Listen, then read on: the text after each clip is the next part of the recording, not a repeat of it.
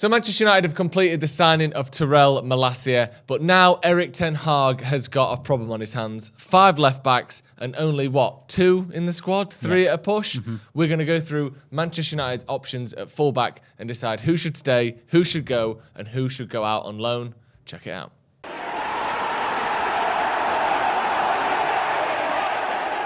Hello and welcome to Stretford Paddock. My name is Joe and that is Alex Bagley. How are you doing, Alex? I'm very, very good. United have made a signing. Yeah, we have. Tyrell Malacia. Not the one we all wanted Not first. necessarily the one we all wanted first, but it's a 22-year-old left-back. It's a position that United did need improving. Someone that seems to have sort of come out of the blue a little bit. We hijacked the deal from Lyon, and now Manchester United are, the caretakers of Tyrell Malacia's contract for the next 6 years. Really? But Erik ten Hag's got a bit of a conundrum on his hands here. Yeah. Because we've got too many left-backs, and they aren't all good enough for Manchester United. We know from his time at Ajax, we've done a lot of scout reports. Check them out on the channel if you haven't already. Me and Steve go over a lot of sort of ten Hag's tactics at Manchester United. The fullbacks are hugely important in Ten Hag's system. It's not just a case of, stay back when we're attacking, when we're defending, push forward when we're attacking. These work as central midfielders. They'll often work as a centre-back. They'll often work as a winger. When we're in possession, depending on which side the attack goes down, the fullback is expected to tuck in and work as a sort of part of a back three. If they're attacking down your side or we're playing a high line, you'll have to tuck in and become a defensive midfielder. And like I said, and at other times as well, if the attack is down your side and we need an overlap, the fullback is expected to do that as well. Much like City and Liverpool and Chelsea to a similar degree, lesser degree, the fullback is quickly becoming arguably the most important position in football because it is a place where you can get an overload. It's a place where you can have extra attacking power, but you also need this person to be able to defend. So Ten Hag isn't just signing Malacia for the fun of it. It's a huge part of the way he plays, isn't it? Yeah, absolutely. And it's not just that there's the going forward element that you mentioned there, but the whole key of how high of a line we want to play at Manchester United now under Ten Hag, how he's done it every season at Ajax. Yeah. These fullbacks need to be able to recover. They need to be able to do all of that. And whether he's seen something he didn't like in Luke Shaw, we'll go over, with the last season, or whether he just thought, do you know what, I like this lad, and whether he's, my choice now or later on down the line, he's a good player. We need to bring him in, and that's.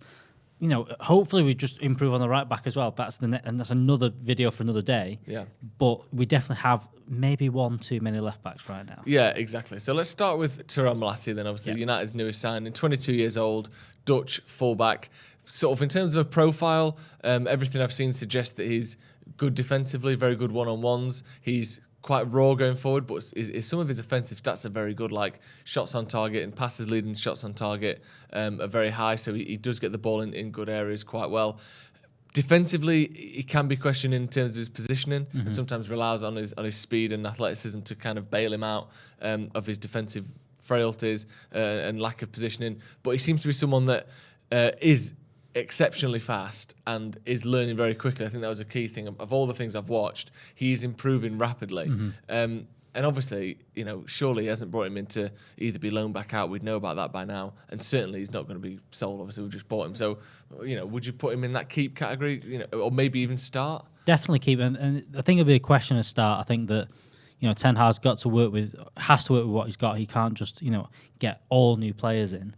But I think this positioning there's a definite question mark over Luke Shaw. There's been too many peaks and troughs in how Luke Shaw has been. There was the time when, towards the end of, was it the 2021 season, how good he was, one of the best left-backs in the world, went and had those Euros, kept some very, very good left-backs out of the team completely at the Euros and was in the team of the tournament, obviously scored the goal in the final. And you were expecting Luke Shaw to be nailed on one of our best players last season. He fell off a cliff rapidly, and now there's a lot of questions around that. So did Harry Maguire. Was Harry Maguire playing worse didn't help Luke Shaw, or Luke Shaw playing worse didn't help Harry Maguire? Those are the big questions. In front of him were there issues, but you need someone like Tyrell Malacia in there to again either push him or start. And like you said, how important fullbacks are. You've seen that clip of Erik ten Hag watching Malacia when I think he first played against him, going, who is that lad?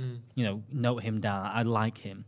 So I think that this is someone that he's liked for a while. He's obviously scouted him a lot to make this decision so quickly, because I don't think this is one of those signings that is a Manchester United one that Ten Hag said, yeah, I like him.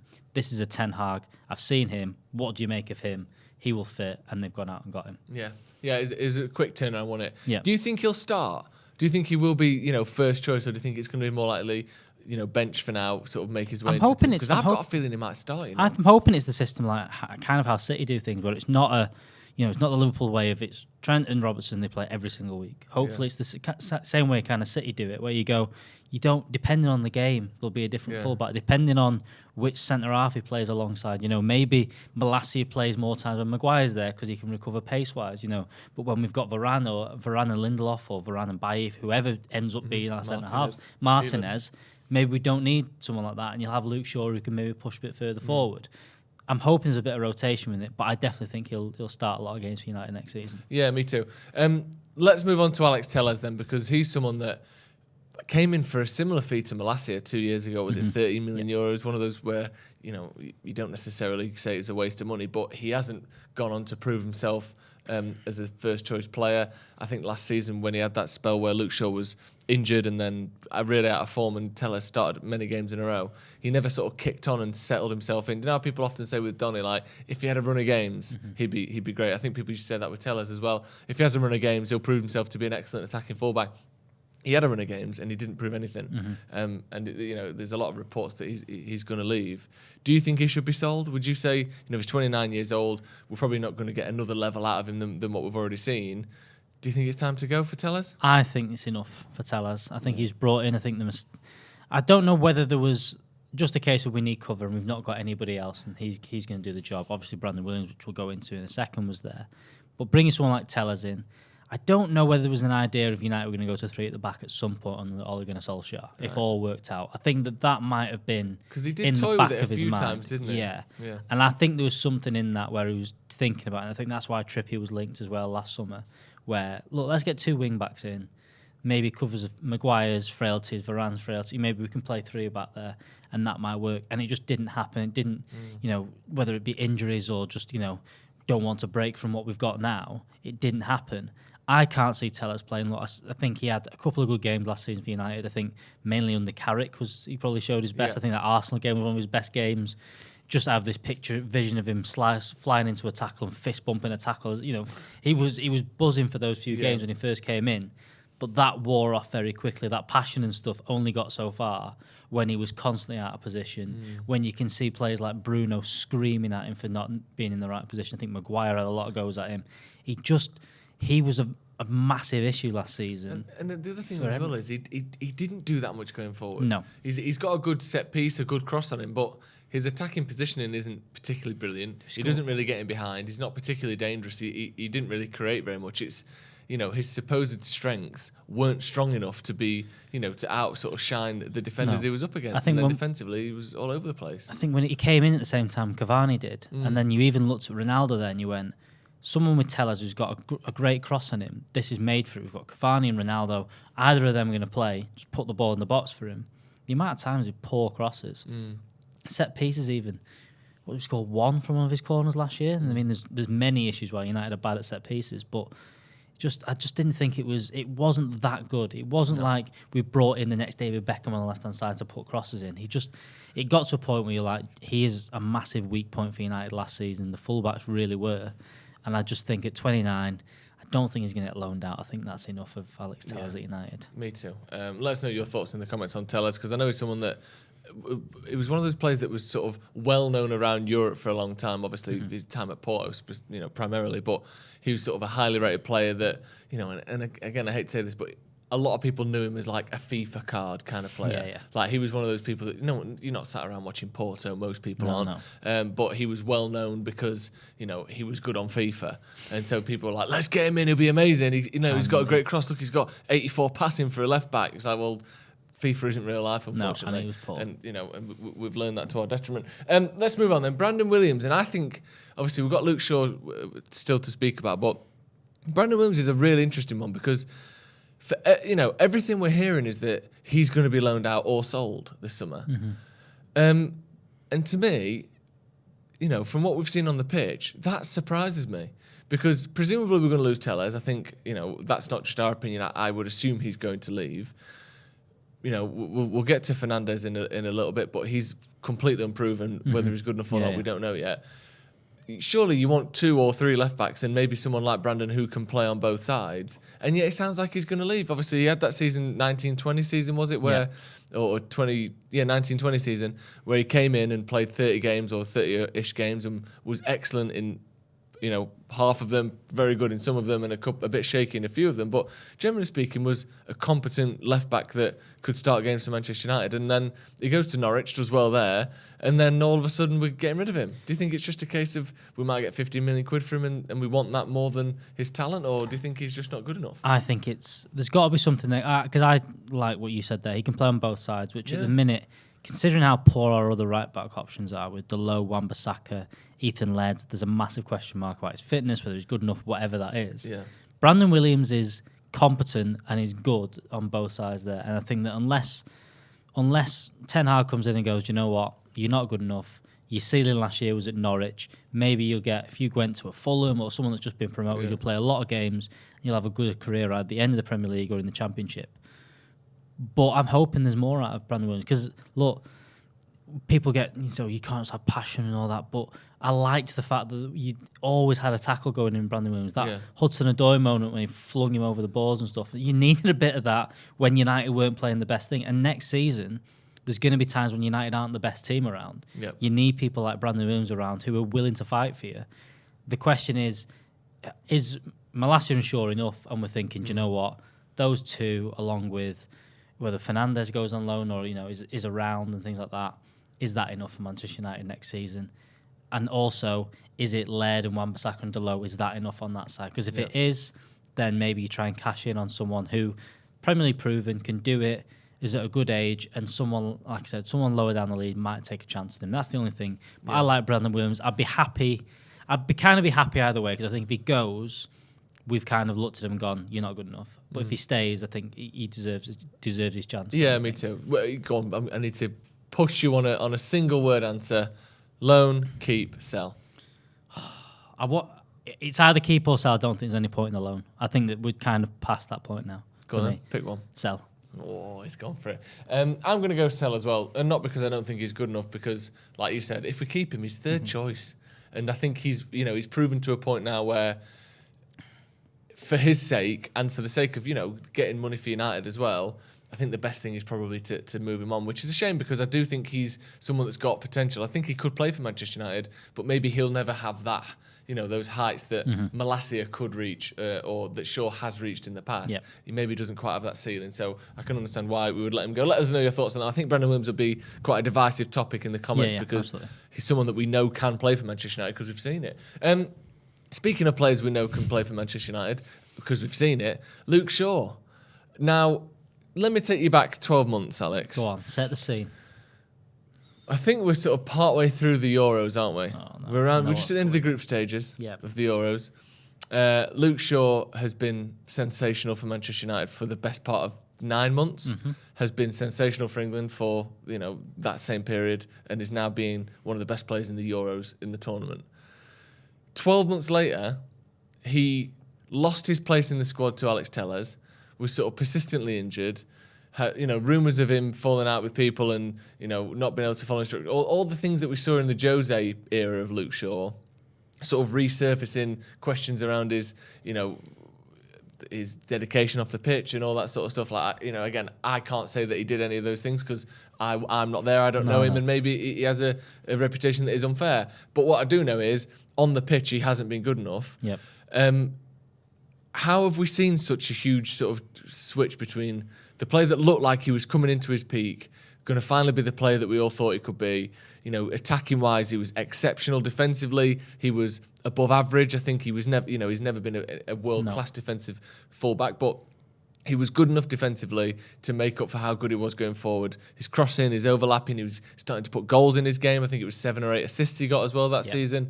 He was looking like an excellent player who we relied on all the time to bring the ball out from the defence, to play balls into midfield and 1-2s and transition up the left-hand side. And then now he's someone that, might be being replaced by a 22-year-old from Feyenoord. What's going on there? And are you going to give him another chance to sort of prove himself? The only excuse that you'll kind of look at is that you can look at a lot of players that went to the Euros last summer for England who have had poor to average to really slow starts to seasons last year. Go back to, you've got Harry Kane had a very slow start to the season. Really slow start. Declan Rice was probably one of the best performers. Yeah, Calvin Phillips was injured for a lot of the season. Raheem Sterling didn't have a good season, but wasn't at his best. No. Well, he's been pushed out of the City squad. John now, Stones, got rotated a lot last season. A lot of players, Harry Maguire again. You don't need to mention how poor he was. Rashford and Sancho all had poor seasons after the Euros. That's the only kind of excuse that you can kind of say, was there something there? Did they push too far? Was there something wrong there? Yeah. But the problem is that this isn't the first time you've seen this massive fall off for Luke Shaw and really, questioning him. He got pushed out of the team by Brandon Williams at one point and couldn't get back in the team. Mentioned then Tellez there. There's a big question mark over Luke Shaw of how good he can be and how consistent he can be. Because the one thing I think people look at is, he can get to that level. Well, do you know what? We had this with Paul Pogba as well. There's only so much you can say, whether it's injuries and this. If it can only be in 6 month stints, there's no point to it. You need players that can do it over a long period of time, and that might not be how good you are or whether you get on with the coach or what. It might just be injuries that Luke Shaw's just picking up too many of them. Yeah. Can't stay fit, whether that be, there's the question mark over his weight and different things like that all the time. Maybe he's just not fit enough to do it at the highest level for a long period of time. And that's a big question mark. I'd love to see him shine again and be as good as he was, but there's a big question mark there. When you look at the sort of the top players in the world, I don't mean Messi and Ronaldo, I mean, they're another level. But people like Modric and Benzema and Kante and Azpilicueta and these sorts of players who are some of the best in the world in their position. I know they've all had injury issues or time out in and out, but their form has been relatively consistent for 10 years. Those players and those real top players, people like Varane, obviously at United, it's not been so great, but for the 10 years before that, he's been one of the best players in the world and consistently up there. Then there's the bracket below there where you have players that are sort of inconsistent but will do 2 or 3 years in a row. Someone like Rashford who, had his drop-off last season, but before that had 2 or 3 years of improvement in a row. And then underneath that is the sort of Luke Shaw, Paul Pogbas of the world who will have a brilliant 6 months and a shocking 9 months, and then a brilliant 3 months and a bad 3 months. And he needs to go up into that next category where before you start thinking of, the Modric's and the PKs and those sorts of players of the world, give us 2 back-to-back seasons where you're good for now. Give us a full 12 months where you're good. Because he's 26, 27 years old? He's pushing into that point where you've only got 2 years of improving before you're kind of holding on to your fitness when you get into your 30s. We need these next 2 years to both be really good. Like you said, at some point you have to say, you seem to be incapable of giving us even back-to-back seasons of top quality. At some point, that's just the player you are. You don't always get another year to prove yourself. At some point, you have to go, you need to do this now, or we don't give you another chance. I think that's where a lot of people are with someone like Martial, for instance. It's been 2 seasons back-to-back of just not being good enough. And that's what Luke Shaw's sort of staring down the barrel of at the minute.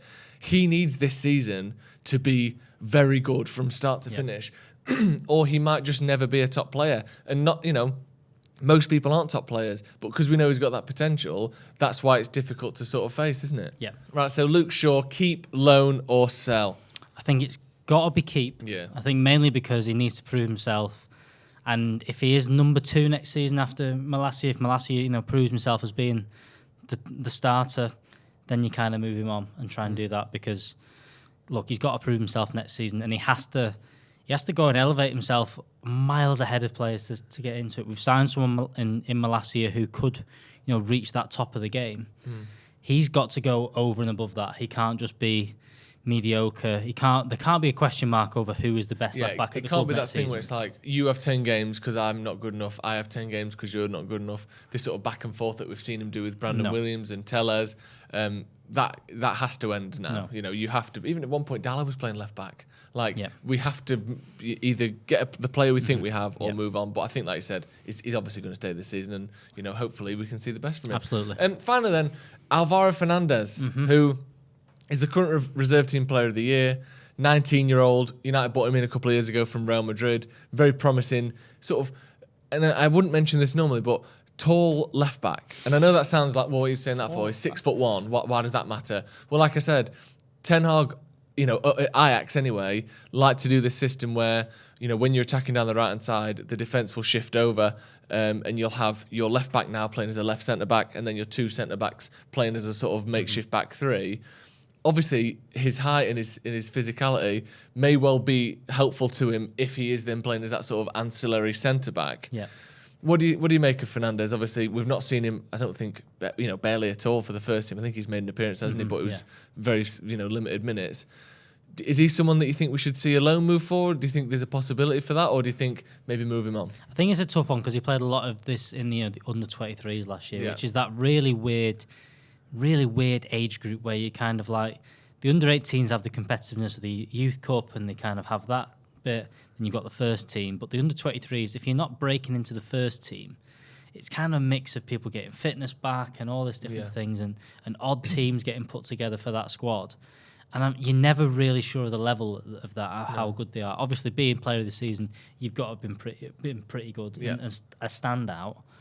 But I'd like to go and see him have some first team minutes somewhere. So for me, it'd be a loan. That's kind of where I'd see it. I'm not sure whether he's going to fit in. I think that Malacia and Shaw will obviously, I think they'll definitely stay, and I don't think they're breaking that. I think your third choice, I think there'll be, different options. You mentioned Dalot there. Yeah. I think that might be more of the thought process in Ten Hag going, look, I've got Diogo Dalot that can fit in that side. That's three. If there's a crisis and two of my left backs are injured, do I need a relatively unproven player who hasn't played much first team football? Go and get the first team football elsewhere. And I think there was a 20-minute spell last season where Fred played left back, if I remember correctly. So we've got options. I'm not sure. I'm trying my best not to think of last season as much of a thing that happened. I think it's got to be alone, hasn't it? We're not, whether it's his fault or not. Malacia is in the squad now. You don't pay 50 million quid and then loan someone back out. And I think Fernandez hasn't broken in just yet. He's only 19 years old.